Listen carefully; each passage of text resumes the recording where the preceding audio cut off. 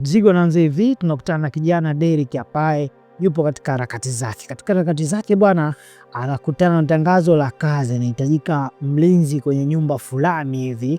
Moja kwa moja anatoka dada mmoja ambaye anafanya kazi katika nyumba hiyo. Derrick anapelekwa moja kwa moja kwa bosi wa kazi hiyo. Bosi wa kazi hiyo anamuuliza, na unatafuta kazi? Derrick kwa bashasha kabisa rajibu, na mimi natafuta kazi. Moja kwa moja dada anampa masharti ya kazi na anamuuliza, mbona wewe kijana unaonekana una fedha na unaonekana una uwezo sana, lakini unatafuta kazi kama hiyo, utaweza kufanya kazi kweli kweli? Derrick anajibu, mimi nitaweza kufanya kazi, nitapambana. Basi dada pale anamwandika, unaitwa nani? Derrick anajibu, mimi naitwa Derrick Samsoni kutoka Lagos. Moja kwa moja dada anamuuliza maswali, anaandika, anamwambia basi nimekukubalia. Na moja kwa moja Derrick anarudi zake magetoni. Hapa anakutana na rafiki yake ambaye alikuwa amemwacha nyumbani. Anasema, bwana, katika harakati zangu za kutafuta mwanamke ambaye atanipenda leo, nimeenda nyumba fulani hivi, nimeomba kazi ya ulinzi. Rafiki yake anamuuliza hivi, bwana Derrick, utaweza kweli kufanya kazi ya ulinzi wewe? Anamwambia, bwana, mimi nitaweza kufanya kazi ya ulinzi ili niweze kufanyaje, niweze kupata mwanamke ambaye ninayemhitaji. Moja kwa moja Derrick anaongea na rafiki yake, anamueleza, mimi nimepambana sana, nimehangaika sana wakati wa kutafuta maisha na kutafuta mwanamke ambaye atakayenipenda. Nahisi moja asubuhi nafika kwa boss lady. Boss lady moja kwa moja anakutana na mfanyakazi wake ndani. Anasema, jana nimechanganyikiwa sana, nimetafuta watu wengi na wamekuja kufanya interview, lakini sijui mpaka sasa nani ambaye ninaweza nikampa kazi. Wewe unahisi kwamba, boss lady anamuuliza msichana wake, wewe unahisi kwamba ni nani ambaye anafaa kwenye nyumba yetu kuja kulinda? Lakini msichana kazi moja kwa moja anajibu, bwana, kuna yule mvulana ambaye alikuwa ni mrefu sana kwenye interview, basi yule unaweza kumchukua. Na moja kwa moja akapata kazi kuja kuleta. Anaonekana kabisa na nguvu za kutosha kufanya kazi katika nyumba hii. Kwa moja msichana naye anacheka sana kwa kufurahi kwa kumchagua mlinzi apate pia. Moja kwa moja asubuhi nafika, Derrick anakutana na msichana wa kazi wa boss lady.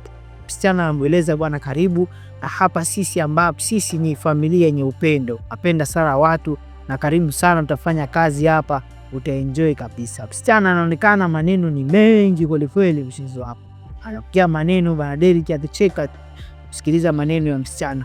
Asubuhi nafika, boss lady ameamka, please ndo kashaanza kazi pambaya fanya kazi. Moja kwa moja boss lady anamuuliza, nimeamka leo nimechanganyikiwa kweli kweli, mtu ambaye alikuwa anatakiwa aje aendeshe gari leo hii hayupo. Sasa Derrick anamwambia, bosi wangu, mbona usiwe na wasiwasi, mimi kuendesha gari najua kabisa. Boss lady anamwambia, kweli Derrick najua kuendesha gari? Anaambia, ngoja nikuonyeshe. Derrick moja kwa moja anapoonyesha boss lady kwamba anajua kuendesha gari. Akachukua gari, akatoa gari mpaka pale, akamwambia, kumbe unaweza Derrick? Derrick akamjibu, mimi naweza sana kuendesha gari na nishafanya kazi hizi nyuma huko kuendesha gari. Basi akamwambia boss lady, basi panda kwenye gari tuondoke nikupeleke kazini. Derrick ukumbuke ameajiriwa kama mlinzi wa getini, lakini leo hii anaonekana tena amepewa majukumu mengine ya kuendesha gari. Msichana kazi anatoka kumwangalia Derrick kama yupo, alikuwa hajajua kwamba ametoka na bosi. Msichana kaanza kushauti maneno mengi, kuuliza, vipi huyu Derrick, mbona ametoka bila taarifa? Derrick moja kwa moja amemaliza zake kazi, anarudi nyumbani, anamkuta msichana Aisha akiwa nyumbani kwake. Aisha anamwambia, wewe si nishakwambia usije hapa? Aisha anamjibu, Derrick, mimi nimeamua kuja hapa kukuomba msamaha. Anamwambia, wewe Musa, kwa nini umemruhusu huyu aingie hapa kwenye nyumba yangu? Kwanza leo usimtaki hata kumuona. Moja kwa moja tunamwona boss lady karudi nyumbani kachoka, huko anaendelea kufanya kazi zake za ofisini. Anawaza hivi, wafanya kazi wanakula hela zangu bure, afanye kazi za kutosha. Boss lady huko akiwa anaminyaminya kompyuta yake hapa na pale, kalia kompyuta yake na mafaili yake. Boss lady akiwa amechoka sana, anapiga miao ya kutosha.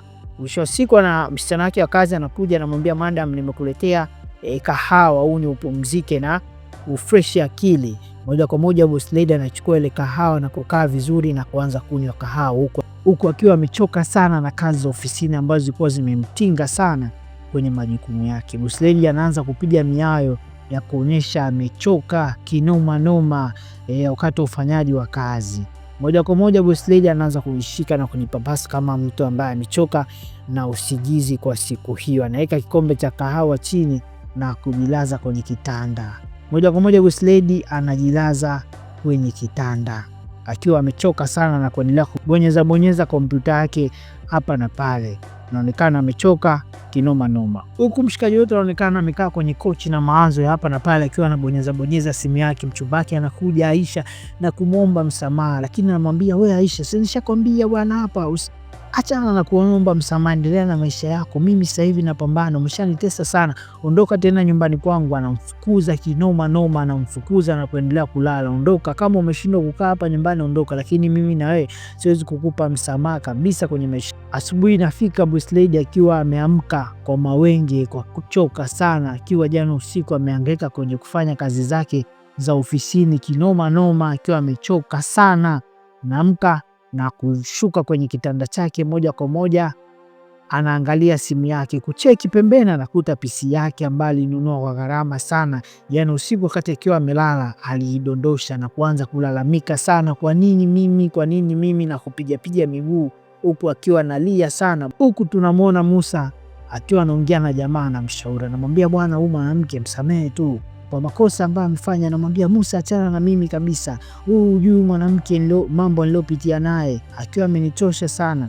Musa anaonekana anamijabinya simu. Boss Lady analalamika na kupiga simu kwa watu kuuliza, bidada naomba nisaidie. Musa huku anaonekana akiwa anafanya kazi zake na Boss Lady tunamuona hapa akiwa anawapigia marafiki zake simu na kuambia bwana, naombeni nisaidieni PC. Amepiga simu ya kwanza jamaa akapiga simu na kutoa maelekezo kwamba jamani, Musa naomba mtume mtu saa yoyote muda wowote aje hapa nyumbani napofanyia kazi, alete PC, na PC akileta aseme chochote, aseme kwamba nimetumwa na mtu ambaye anampenda sana huyu bidada.